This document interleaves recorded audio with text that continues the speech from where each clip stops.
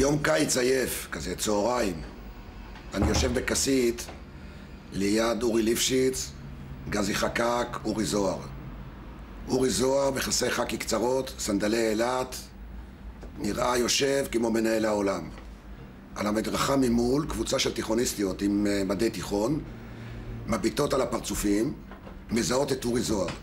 מתלחשות קצת, אחת מהן מוציאה מחברת, ניגשת לאורי זוהר, היה ברור שהיא באה לבקש חתימה. היא ניגשת אליו, אני יושב במרחק של מטר מהאירוע, אומרת לו, תסלח לי, אפשר לקבל? אורי זוהר לא נותן לה לגמור את המשפט. קוטע אותה באמצע, מרים את הרגל, תוקע נוד גס, הבחורה קופאת על מקומה, מבוכה נוראית, אני מתבייש שאני נמצא שם, מסתלקת בחזרה, אורי זוהר ממשיך לנהל את העולם מכסית.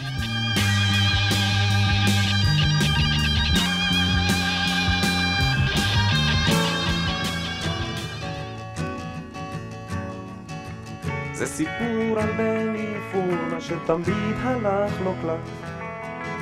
היה לו כל מה שאפשר לרצות, והוא רצה יותר. היה לו בית חם, אישה טובה וילדים בריאים. היה לו כל מה שאפשר לרצות, והוא רצה יותר.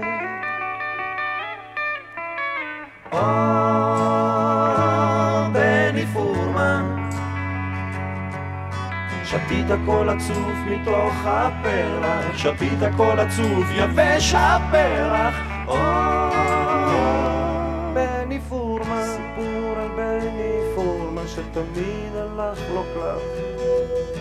היה לו כל מה שאפשר לרצות, והוא רצה יותר. אורי זוהר אני מכירה מכיתה ו', כשהוא היה בשומר הצעיר בקן צפון, ואז הוא היה עושה מערכונים, כל ערב היה לו מערכון. אורי זוהר נולד כאורי ז'דק בשנת 36. בבית הספר הוא לא היה תלמיד מצטיין, הוא היה בחור אגרסיבי ואלים. אורי נדד בין בתי ספר שונים, ובאחד מהם אף גרם למורו התקף לב. מעשה ראשוני של התעללות שאפיין אותו כל חייו. מנערותו היה קומוניסט הדוק. מספרים עליו שבכה כשסטלין מת. הוא היה אז מאוד קיצוני. אני למדתי ממנו הרבה מאוד מה זה המרקסיזם הדיאלקטי ואת כל תורת מרקס. לימים נפגשנו בלהקת הנחל, ואני באתי גם כן מהקיבוץ, והוא היה מאוד קיצוני. המפגש השני שלי איתו היה בצבא. הוא כבר היה בלהקת הנחל. הופיעו בפנינו, בשמחה גדולה רצתי לראות אותו. מה פתאום ששחקן כזה בכיר יסתכל על איזה צנחן מרופט, פשוט התעלם ממני. יום אחד היה לנו נשק, נסענו לאילת על טיטניק גדול, והוא ירה בחסידה. ואני אמרתי לו, אורי, מה אתה יורה בחסידה? הרי אפילו לאכול אותה אי אפשר, כי הבשר שלה לא טוב. אז הוא אומר, רציתי להתנסות בעוד איזושהי חוויה. היה תמיד באופיו של אורי זוהר משהו שדחה אותי. גם כשהיה במחנה שלנו, היה בו משהו מאוד לא נעים. אתה אף פעם לא הרגשת נינוח עם אורי זוהר. הוא היה תוקפני, הוא היה אגרסיבי בצורה קיצונית. ב-64 עשה אורי זוהר את חור בלבנה, סרטו הראשון. באותה תקופה גילה אורי זוהר את עולם הסמים. מאז חור בלבנה הוא עשה עוד מספר סרטים, כשהבולט בהם היה מציצים בשנת 72. אני חושב שבכל יצירתו הקולנועית זה יסוד בולט. שההתעללות, לא התעללות ברוטלית, אבל התעללות, והשמחה לעיד מלאים תפקיד מאוד מרכזי בזה. יפה? יפה מאוד. עכשיו תראה את ההפך. זה עוד יותר יפה. הנה הוא בא.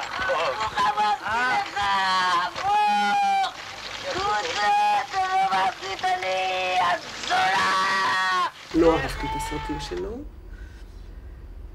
מציצים נראה לי כסרט ממש סרט וולגרי, לא... אולי מראה את האישיות של אורי. בסופו של דבר, אם אני מסתכל, האם אורי זוהר הוא בעיניי איש קולנוע, אז התשובה היא לא. אורי זוהר בעיניי הוא פוטנציאל של בדרן יוצא מן הכלל. אורי זוהר הוא אדם חסר הומור בכלל. זה קצת מוזר, שאדם שהוא למעשה, כל הקריירה שלו הייתה בנויה על הומור. אורי זוהר יצר את לול, סדרת טלוויזיה שהפכה למיתוס. באותה תקופה, אורי זוהר היה ברקיע השבועי. כל המדינה הייתה לרגליו. היה לו מעין הרמון. חסידיו של אורי היו מביאים לו נשים, והוא היה מעביר אותן מטה לפי סולם ההיררכיה הפנימית של חבורת לול. אם תסתכלו היום תוכניות של לול ישנות, אתם תראו שהסרטים היו רק תירוץ לאיזה מין אורגיה חברתית כזאת. זאת אומרת, הם באו וישנו ושרו והתמזמזו, אז למה לא לעשות איזה סרט?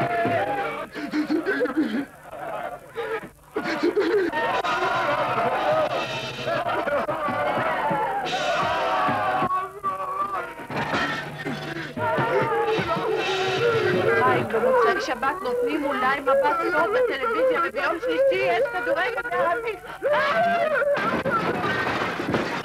אנשים שהיה להם איזשהו חלום על קולנוע, היו מוכנים באמת לעשות כל דבר שהוא אמר להם, וכל דבר שהם חשבו שאולי הוא רוצה שהם יעשו גם בלי שהוא אמר להם. תאר לך שאנחנו עובדים עכשיו לסרט, ואני אומר לך, אתה רוצה עכשיו לעבוד איתי, לך תביא את החברה שלך.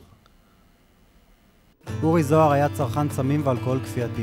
בשנת 71 פרצו שוטרים לצריף של אביגדור צברי, אורי זוהר נעצר בעוון החזקת חשיש.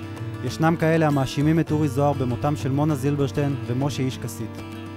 היה איזה כנס של להקת הנחל, והוא היה גם כן מנחה שם, ועל ידי ישבה אשתו עם הבקבוק, כדי כל פעם להזין אותו בשתייה. ובאמת מסביבו הייתה חבורת מושפלים.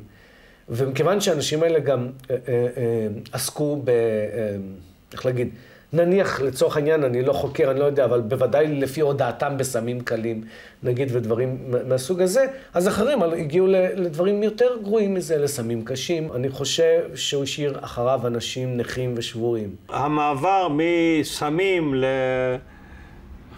לחרדות, הוא מעבר כמעט טבעי, הייתי אומר. בתל אביב רכלו באותה תקופה שלפני החזרה בתשובה, שאורי זוהר היה במצב גופני ונפשי רגיש במיוחד, מעין הלם בעקבות דיאטת מים שכפה על עצמו כדי להתנקות מסמים. בתקופת הסרטה תצילו את המציל, אורי זוהר כבר לבש כיפה וציציות, ולאחר מכן חזר בתשובה. אדם שחזר בתשובה מחבורתו או מבני מינו של אורי זוהר, זאת אומרת מהבוהמה התל אביבית שהרבתה לעודד את עצמה בחומרים, נקרא לזה בעדינות ככה.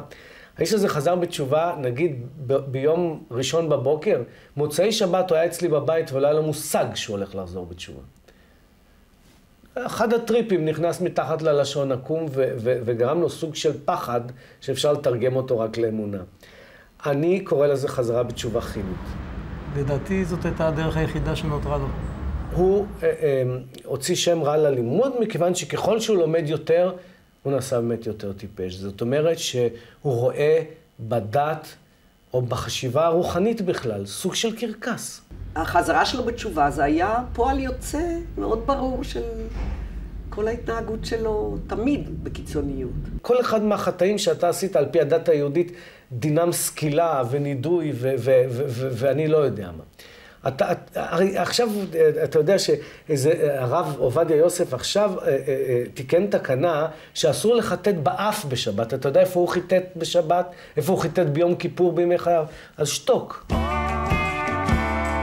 בני פורמן, סיפור על בני פורמן שתמיד הלך לו קלף. היה לו כל מה שאפשר לרצות והוא רצה יותר.